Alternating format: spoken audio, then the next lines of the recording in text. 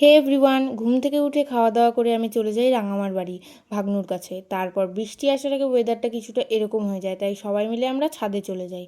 তারপর রাঙামার জ্যাঠাই মিলে যা জামা কাপড় ছিল সব তুলে নেওয়ার পরে আমরা এত সুন্দর হাওয়া ছেড়ে নিচেই যেতে ইচ্ছা করছিল না, তাই সবাই মিলে আমরা ছাদেই আড্ডা দিচ্ছিলাম। আর ওদিকে ভাগ্নুকে দেখো কত খুশি, এত সুন্দর হাওয়াতে নাকি রাঙামার ছাদেই পিকনিক করতে ইচ্ছা করছিল।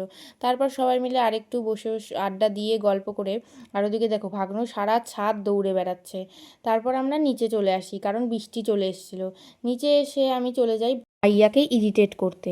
ও সরি, আগে আমি একাই করতাম, এখন আমার পার্টনার হয়ে গিয়েছে। তারপর ভাইয়া একটু ভাগ্নুকে খাইয়ে দিচ্ছিল। তারপর আমরা দুজন মিলে জোর কদমে লেগে পড়ি ভাইয়াকে ইরিটেট করতে। ভাইয়া ল্যাপটপ চালাচ্ছিল আর এদিকে দেখো ও বি লাইক ওর নট ইন্টারেস্টেড।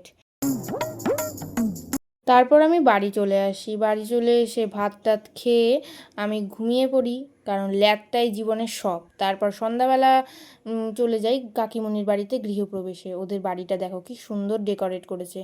তারপর আমরা চলে যাই যেখানে পূজা হয়েছিল, ওখানে ঠাকুর প্রণাম করে আমরা আড্ডা দিতে বসে পড়ি। তারপর সবাই মিলে ওখানে আড্ডা দিয়ে বসে বসে হাসাহাসি করে তারপরে ওপরে চলে যাই খেতে। তারপর আমাদের জন্মগত রোগ জানোই, কেলাকেলি না করলে হয় না, কেলাকেলি।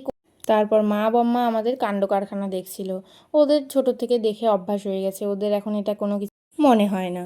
তো তারপরে আমরা চলে আসি মেনুতে। মেনুতে ছিল পাট ভাজা, ফ্রাইড রাইস, ডাল, তারপরে খিচুড়ি, তারপরে মটর পানির। আর পাট ভাজাটা এতটাই টেস্ট হয়েছিল। তারপরে আমার জন্মগত স্বভাব কিছু না খেলে মাকে দিয়ে দেওয়া, সেটাই দিচ্ছিলাম। আর এদিকে মাকে দেখো, মা বাম্মাকে দেখো 3 পিস পাট ভাজা খেয়েছিল। তারপরে ওদের না বলতেই দাদা আরও 1 পিস দিয়ে যায়, তাই ওরা হাসাহাসি করছিল। তারপর চাটনি দিতে এসে অল্প চাটনি দিতে বলায় পুরো আমের আঁটি দিয়ে দিয়েছিল, তাই সেটা নিয়েই সবাই হাসছিল। তারপর আমরা মিষ্টি খেয়ে নিয়েছিলাম। তারপরে সবাই আড্ডা দেওয়ার পরে বাড়ি চলে গিয়েছিলাম। দেখা হচ্ছে পরের মিনি ভ্লগে। বা